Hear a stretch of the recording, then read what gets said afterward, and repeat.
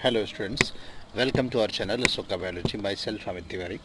NCERT exemplar series में आज हमारा नया chapter structural organisation in plants. आइए सॉल्व करते हैं। क्वेश्चन नंबर 1, पहले सवाल में which one of the following types of cell is involve making of inner wall of large blood vessels. Okay, तो आइए सॉल्व करते हैं। Cuboidal epithelium, columnar epithelium, squamous epithelium and stratified epithelium. इस सवाल का जो आंसर होगा वो होगा स्क्वैमस एपिथेलियम। क्यों? इसके पीछे लॉजिक क्या है? स्क्वैमस एपिथेलियम जो होता है ये प्रेजेंट होता है कहाँ? तो प्रेजेंट इन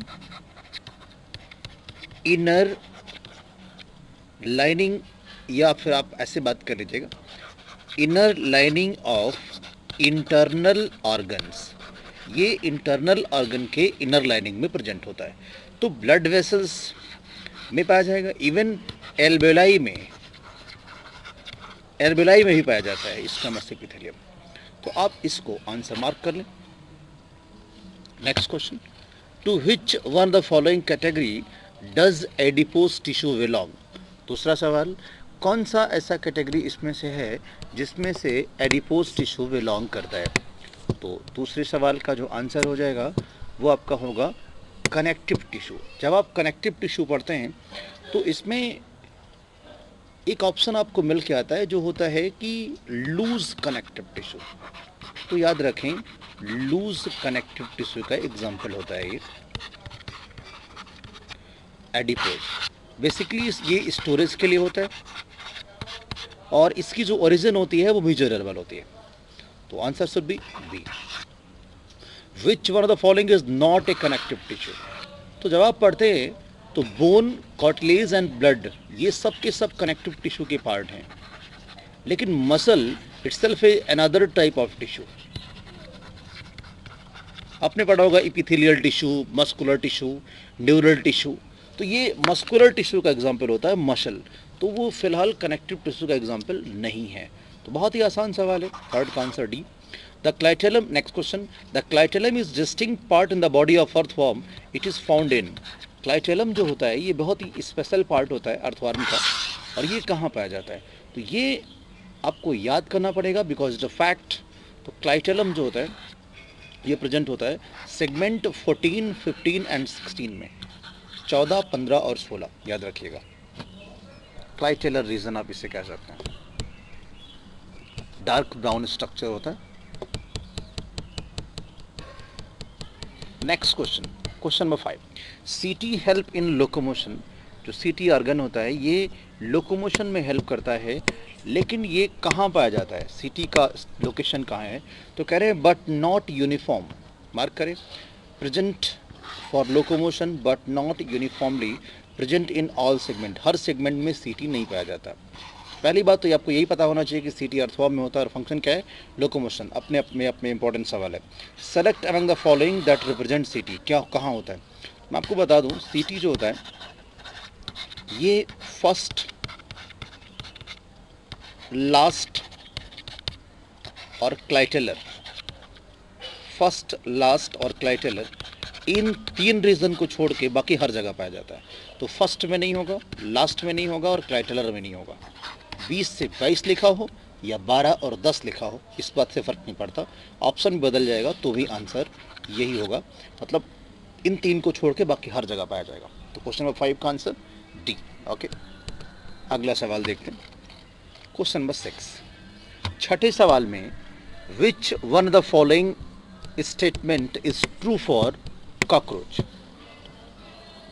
कॉकरोच के लिए क्या सही होगा? कौन सा आंसर सही होगा?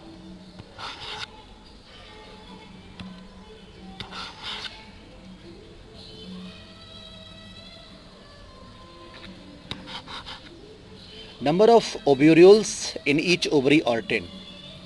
प्रत्येक ओवरी में ओव्यूल्स की संख्या कितनी होती है? 10। जी नहीं, 8 होती है। तो answer is wrong. The larval stage is called caterpillar. Larva absent होता है कॉकरोच में।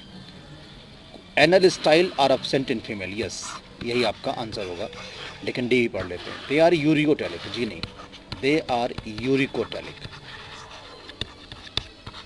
तो 6 का आंसर सी।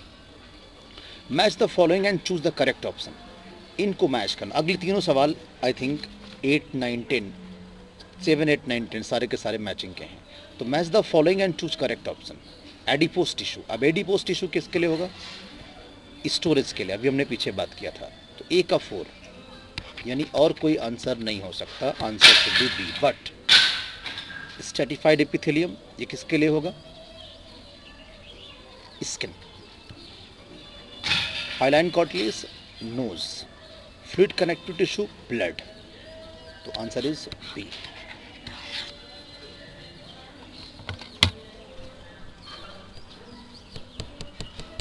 क्वेश्चन नंबर 8,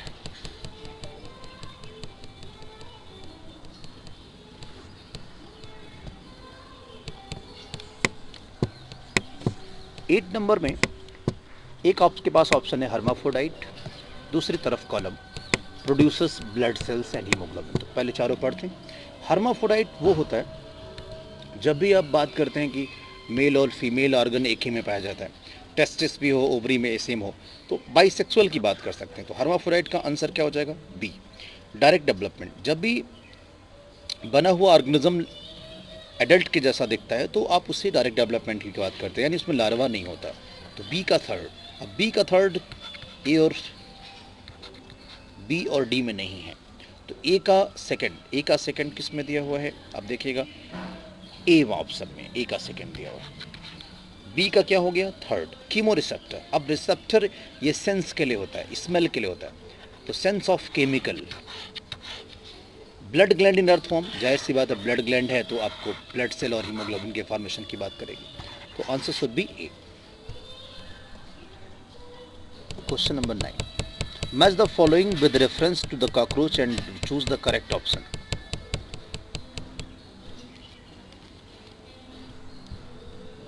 ए ऑप्शन में phallomere. Phallomere is what? It is the external genitalia. अब मार्क कर लीजिएगा, phallomere is what? External genitalia. Gonopore क्या होता है? Opening of ejaculatory duct. It is a fact, information है, आपको पता होनी चाहिए। Phallomere is external genitalia, gonopore opening of ejaculatory duct. Spermatophore chain of bundle of sperm. Ovariole chain of overlapping ova. अब answer आप इसका मैच कर लीजिएगा। आंसर अगर आप देखेंगे तो आंसर निकल के क्या आएगा? ए का 4। अब ए का 4 किस में दिया हुआ है? B option. फिर भाई बी का थर्ड, ओके, तो बी का थर्ड और ए का 4, ऑप्शन शुड बी बी। जरूर एक बार डायग्राम देखिएगा। Question number 10,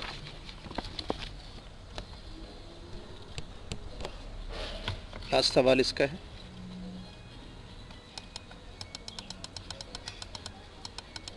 match the following, again matching, choose the correct option. Matching के बाद करेक्ट ऑप्शन चूज करिएगा। फिर से देखते हैं। टच, अब टच किसके लिए होगा? टच इज टच के पहले आप देखिएगा मेडुला ऑब्लांगेटा। मेडुला ऑब्लांगेटा किसके लिए है? It is for forum and magnum, आपने पढ़ा होगा नर्वस सिस्टम में। क्रेनियल नर्व, ये पेरिफेरल नर्वस सिस्टम का पार्ट है, क्रेनियल नर्व। स्मेल, अब स्मेल जाहिर सी बात है नेजल यानी ऑल्फैक्टरी एपिथेलियम, नेजल एपिथेलियम या ऑल्फैक्शन ऑल्फैक्टरी एपिथेलियम से रिलेटेड होगा। टच सेंसरी, तो ए का थर्ड, बी का फर्स्ट। ए का थर्ड, बी का फर्स्ट। अब तक हमारे पास 2 ऑप्शन मिले हैं। सी का 4, यस पेरिफेरल, तो आंसर शुड बी डी। आसान है, मैचिंग का हमेशा आसान होता है और जल्दी गलत नहीं होता। फिर भी अगर आपको इसमें कोई डाउट है you can comment me in the video section. बाकी अगर आपका कोई भी एग्जाम्पलर में कोई भी चैप्टर अभी तक छूटा हुआ है तो अब तक हमने 10 चैप्टर कर लिए हैं, 3 यूनिट पूरी कर ली हैं। आप गिवन लिंक में या search in the YouTube channel आप ज़रूर देख सकते हैं। तो it's all about for today, thank you.